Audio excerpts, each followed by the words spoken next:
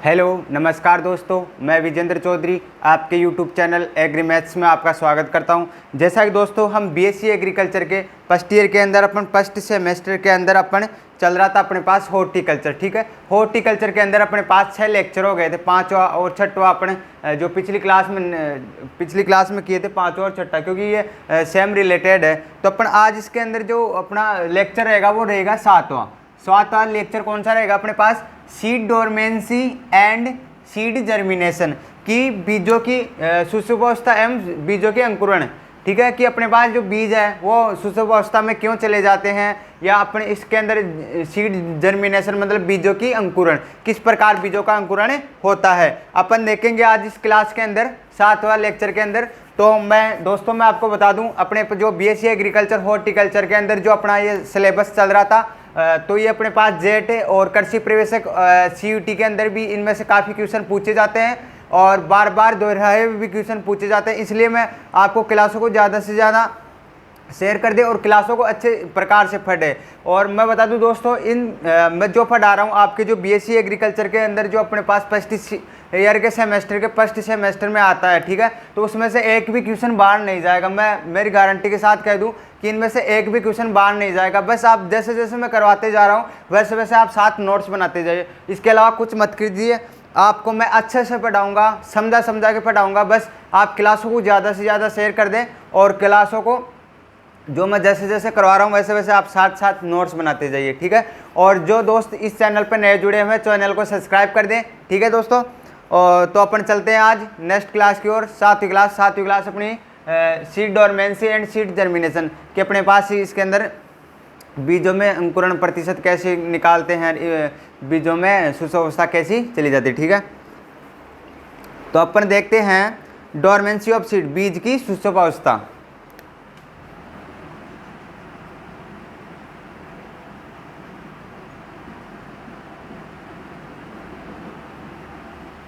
पहले अपन seed of dormancy देखते हैं, बीजों की सुषुप्तावस्था। इसके अंदर क्या दे रखा है? बीज की सुषुप्तावस्था से तात्पर्य है कि बीज पूर्ण रूप से विकसित होते हुए भी विभिन्न कारकों जैसे भौतिक, रासायनिक, जैविक कारकों अंकुरित नहीं हो पाते। मतलब बीज के अंदर जो क्या है कि पूर्ण विकसित होने पर भी ये क्या है कि जैसे भौतिक कारकों जैसे तापमान, मान लो जैसे तापमान,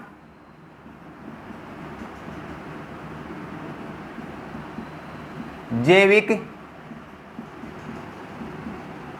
भौतिक,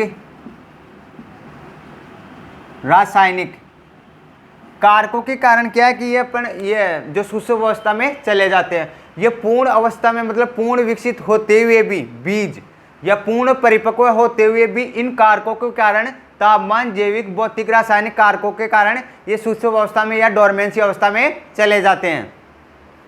इसके बाद में है जैविक कारकों नहीं हो पाते, इसे ही अपन सुषुप्तावस्था कहते हैं या डोरमेंसी स्टेज कहते हैं।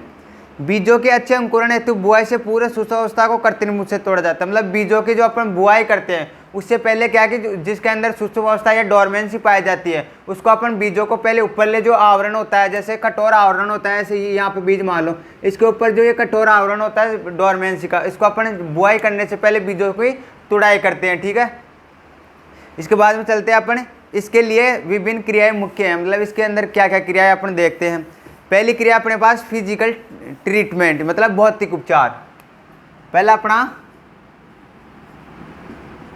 भौतिक उपचार देखें किस प्रकार करते हैं अपन,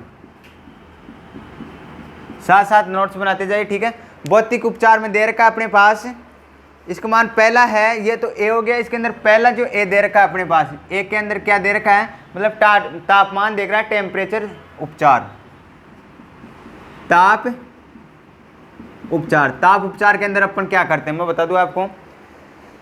अलग अलग समय पर बीजों को 40 से 45 डिग्री सेंटीग्रेड तापमान में रखकर बीजों की सुषुप्तावस्था को तोड़ा जाता है। मतलब अपन क्या है कि जो बीजों को अलग अलग समय के अंदर, मतलब एक समय के अंदर नहीं, मतलब अलग अलग समय के अंदर क्या है कि 40 से 45 डिग्री सेल्सियस तापमान में रखकर बीजों की सुषुप्तावस्था तोड़ी जाती है।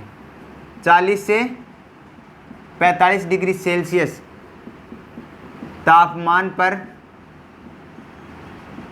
बीजों की सुषुप्तावस्था या डोरमेंसी स्टेज तोड़ी जाती है,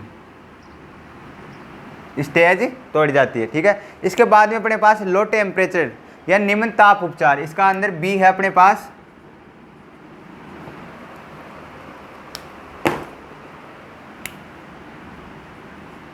निम्न ताप उपचार, इसका पहले का बी है अपने पास। निम्न ताप उपचार में अपन क्या करते हैं, इस विधि में कम तापमान पर 12 से 24 घंटे के लिए 2 से 8 डिग्री सेल्सियस तापमान पर 36 घंटे तक भिगोया हुआ बीज रखा जाता है। इसके अंदर क्या है कि जैसे मतलब अपन कम तापमान लेते हैं या 12 से 14 घंटे के लिए, अपन 12 से 14 घंटे के लिए 2 से 8 डिग्री सेल्सियस 2 से 8 डिग्री सेल्सियस तापमान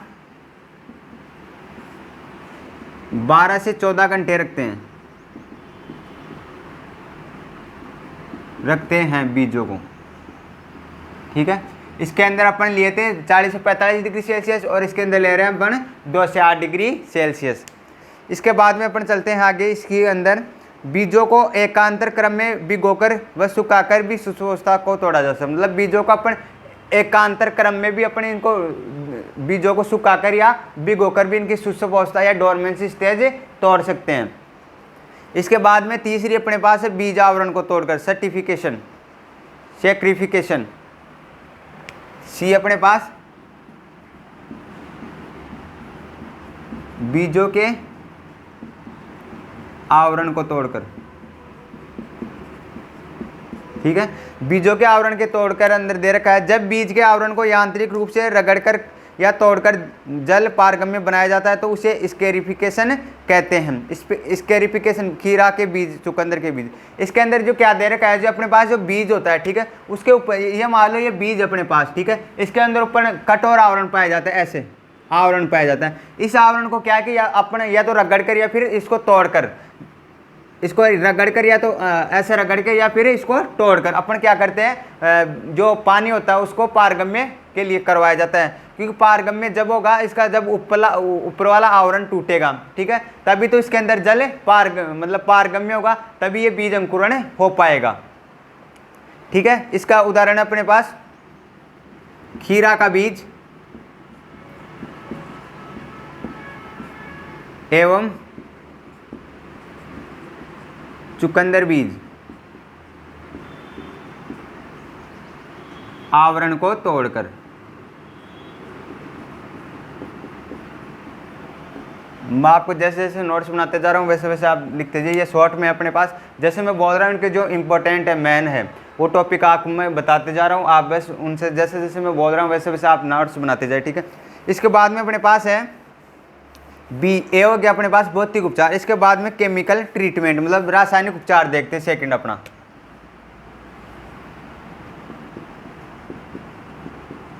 रासायनिक उपचार। रासायनिक उपचार के अंदर दे रखा अपने पास पहला, इसके अंदर अपने पास है अकार्बनिक रसायन। अकार्बनिक रसायन के अंदर अपने पास पहला है अम्लीय उपचार।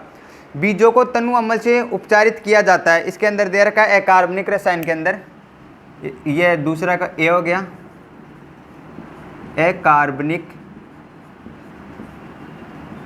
रसायन। ठीक है, इसके अंदर भी अपने पास पहला पॉइंट दे रखा है अम्लीय उपचार। अम्लीय उपचार है ना, एसिड ट्रीटमेंट।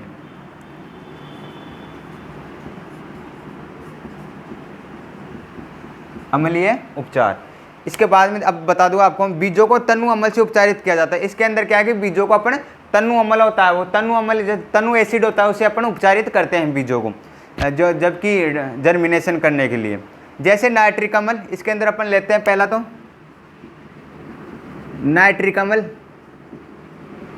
ठीक है, नाइट्रिक अम्ल के बाद में अपन लेते हैं हाइड्रोक्लोरिक अम्ल, सल्फ्यूरिक अम्ल से 0.1%।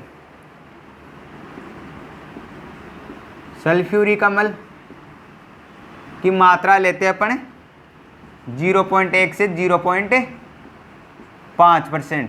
ठीक है, इनकी मात्रा लेकर अपन नाइट्रिक अम्ल, हाइड्रोक्लोरिक अम्ल और सल्फ्यूरिक अम्ल के अपन 0.1 से 0.5% की मात्रा लेते हैं और फिर बीजों को उपचार करते हैं, क्योंकि अच्छे अपने पास जर्मिनेशन हो बीज। ठीक है, इसके बाद में दूसरा इसके अंदर उपचार है कि NO3 पोटेशियम नाइट्रेट की 1.3% अपने पास KNO3 की अपन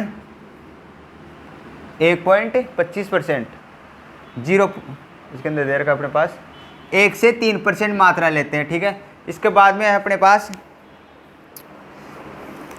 पोटेशियम नाइट्रेट कटाई के तुरंत बाद शुष्कता भंग करने के लिए प्रयुक्त किया जाता है। मतलब अपन जो बीजों की तुड़ाई वगैरह करवाते हैं, ठीक है, उसकी अपन शुष्कता बनाए रखने के लिए, अपन जो भंग करने के लिए मतलब तोड़ने के लिए अपन जो क्या करते हैं उसके अंदर पोटेशियम नाइट्रेट मतलब कटाई करते हैं अपन, पोटेशियम नाइट्रेट का उनके अंदर उपचार कर लेते हैं। पोटेशियम नाइट्रेट से उपचार, ठीक है। इसके बाद में अपन चलते हैं आगे अपने पास कटाई के तुरंत बाद शुष्कता को भंग करने के लिए यह बहुत ही शक्तिशाली रसायन है। कौन सा शक्तिशाली रसायन है? Potassium nitrate. क्या आपको पूछ ली कि शुष्कावस्था को जो भंग करने वाला जो महत्वपूर्ण कारक है वो कौन सा है या रसायन कौन सा अपने पास है? Potassium nitrate important. अपने कई बार ये अब ऑब्जेक्टिव क्वेश्चनों में पूछ लेते हैं, ठीक है। तो अपन इसके बाद में चलते हैं बी, ऑर्गेनिक केमिकल।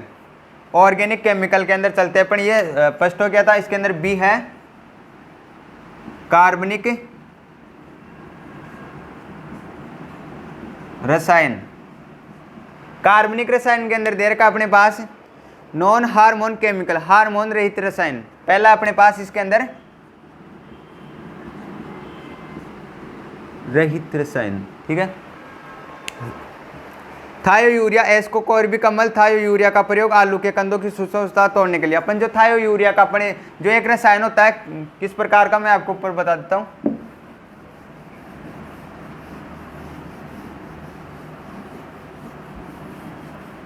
थायो यूरिया, थायो यूरिया ये कोई केमिकल होता है रासायनिक।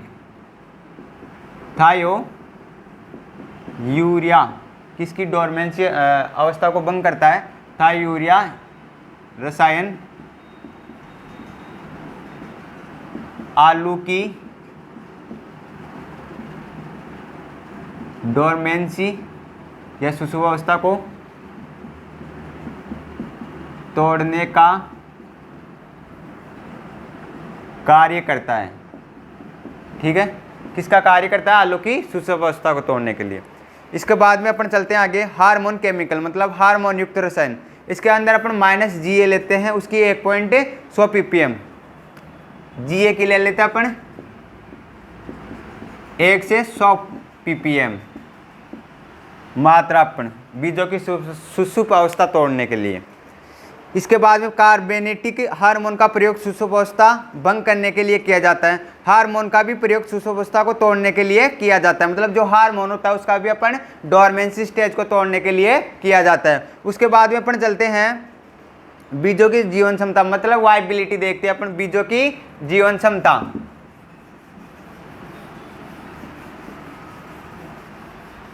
बीजों की अपन जीवन क्षमता देखते हैं, वाइबिलिटी।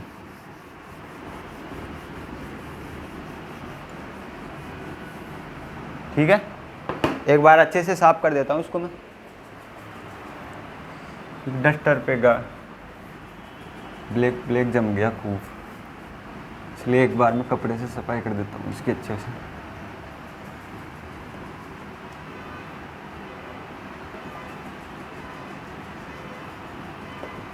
ठीक है, अपन चलते हैं आगे, बीजों की जीवन क्षमता।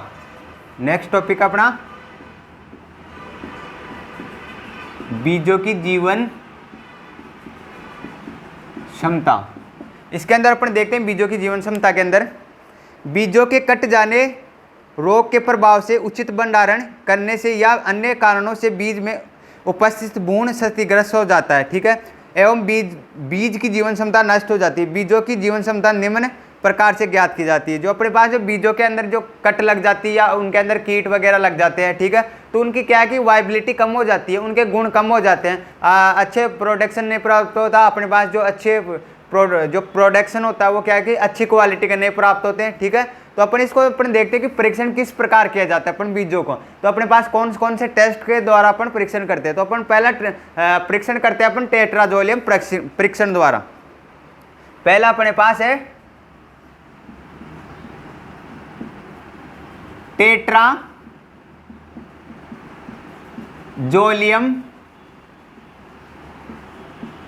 हाइड्रोक्लोरिक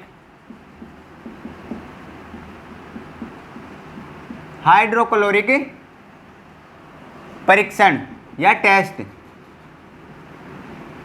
ठीक है, इसके अंदर अपन देखते हैं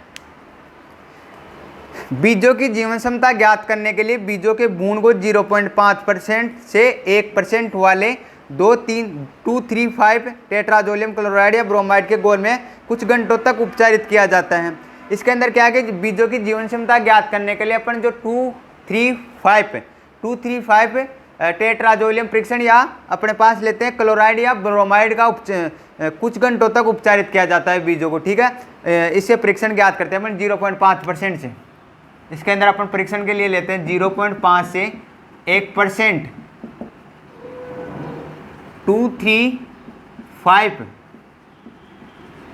टेट्राजोलियम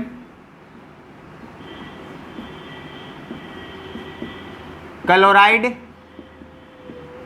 व टेट्राजोलियम क्लोराइड और अपने पास दूसरा था ब्रोमाइड द्वारा अपन कुछ घंटों तक बीजों को उपचार करते हैं इन रासायनिक द्वारा।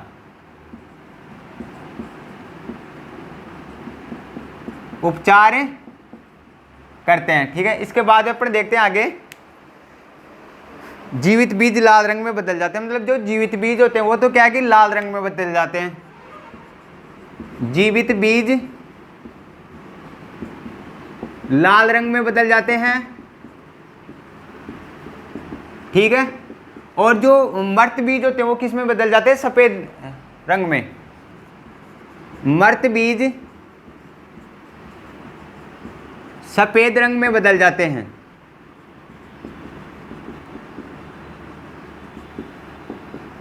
सफेद रंग में बदल जाते हैं। ठीक है, जो अपने पास जो जीवित बीज रहेंगे, जो अच्छी क्वालिटी के बीज रहेंगे, वो तो क्या है कि अपने पास लाल रंग में बदल जाते हैं। ठीक है, और जो अपने पास जो अच्छे क्वालिटी के या उनके अंदर कीट वगैरह रोग ग्रस्त होते हैं वो क्या है कि अपन सफेद रंग के बदल जाते हैं।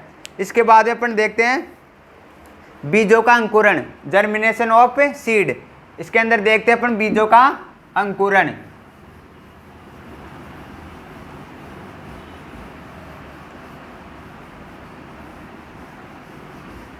नेक्स्ट टॉपिक अपने पास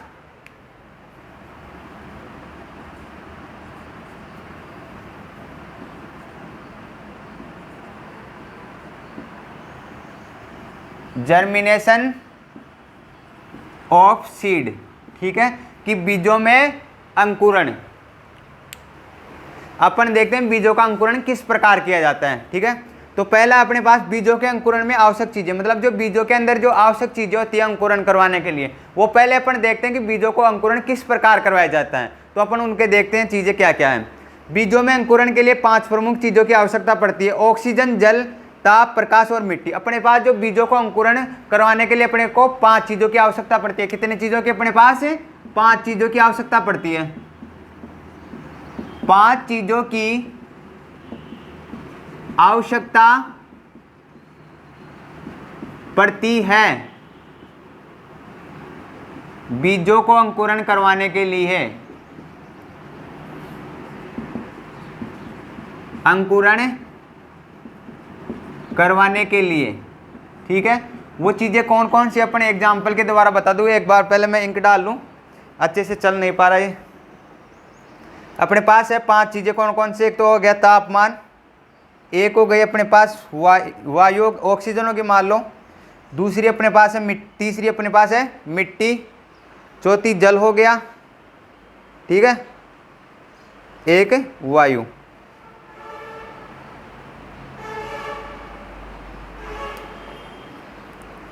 अच्छे से चल नहीं पा रहा था। अब एक बार मैं बता दूं आपको फिर से।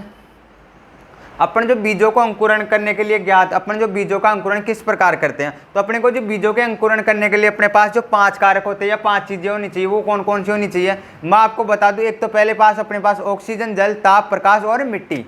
ऑक्सीजन,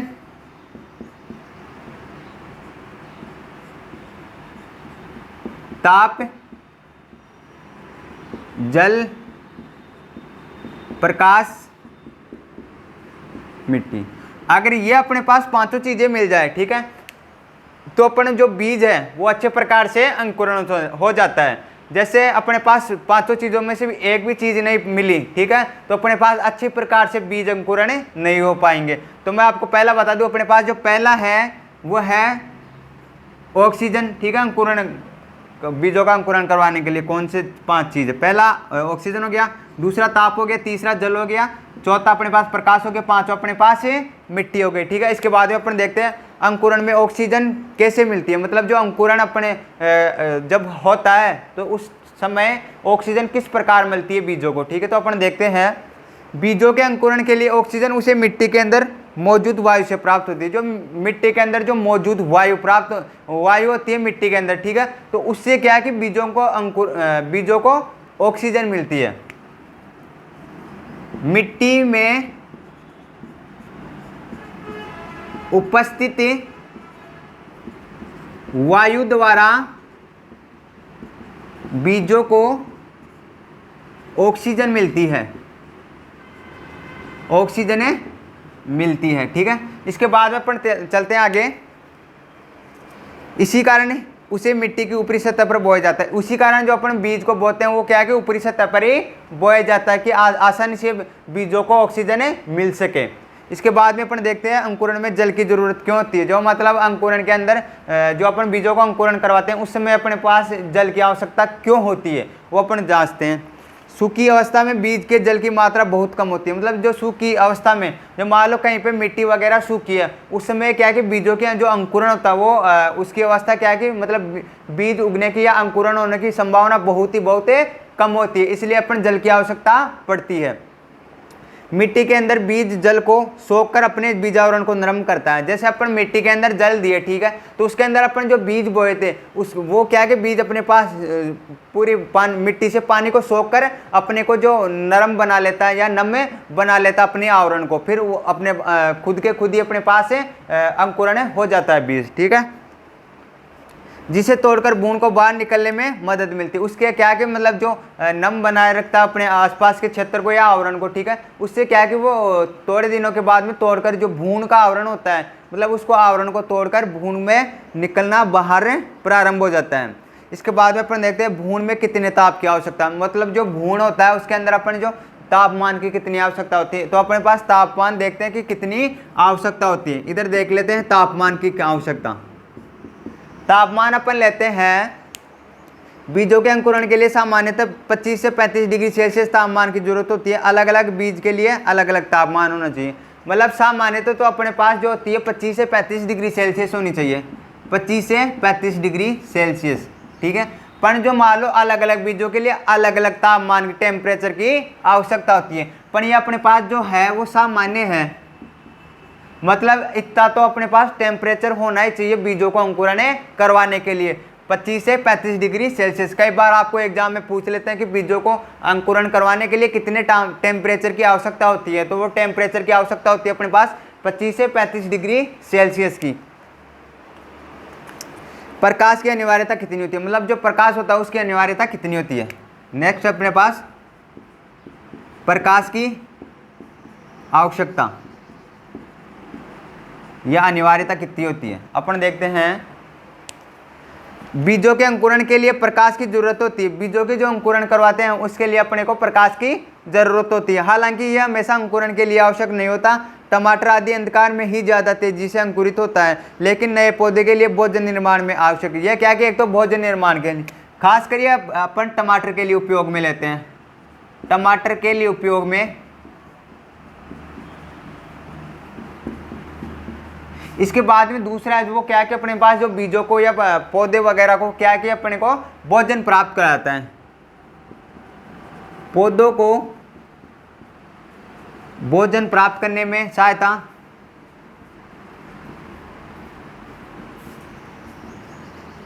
करवाने में सहायता, ठीक है। इसके बाद में अपन देखते हैं आगे मिट्टी की अनिवार्यता कितनी होती है, मतलब जो मिट्टी होती है उसकी अनिवार्यता कितनी होती है। तो अपन देखते हैं अंकुरण के लिए मिट्टी भी बहुत जरूरी नहीं होती। जो मतलब जो मिट्टी होती है वो अंकुरण के लिए भी बहुत ही जरूरी नहीं होती। मतलब इसके बाद में, लेकिन अंकुरण के तुरंत बाद नए पौधे को पोषण के लिए खनिज लवण की जरूरत मिट्टी से ही हो पाती है। मतलब जो बीज अंकुरण के बाद में जो बीजों की बाद में तुरंत बाद नए पौधे की जो नया पौधा अपने पास जो प्राप्त होता है, उसको क्या है कि अपने जो पोषण प्राप्त करने के लिए खनिज लवणों की आपूर्ति किससे होती है? अपने पास है। इधर देखते हैं एक बार मिट्टी की। मिट्टी में क्या है कि अपने पास जो नए पौधे निर्माण होते हैं या नए पौधे निर्माण होते हैं, उनको नए पौधों को बीजों की नए पौधों को पोषण प्राप्त करने के लिए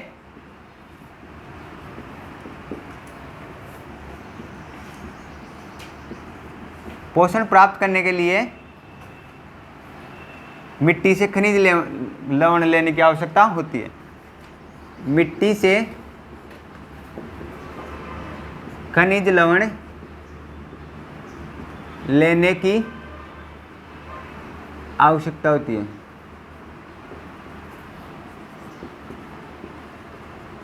ठीक है, इसके बाद में अपन देखते हैं आगे। ये जो अपना 7वां लेक्चर था, वो 7वां लेक्चर कंप्लीट हुआ।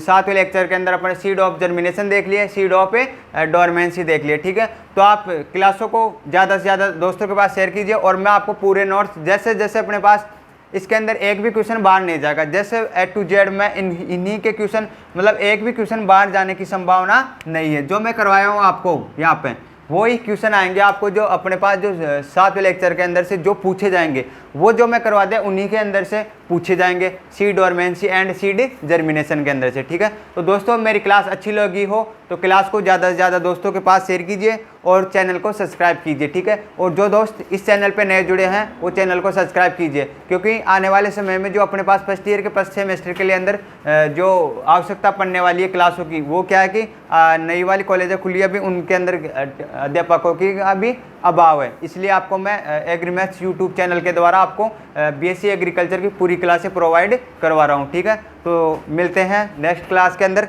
जब तक जय हिंद, जय भारत, धन्यवाद दोस्तों।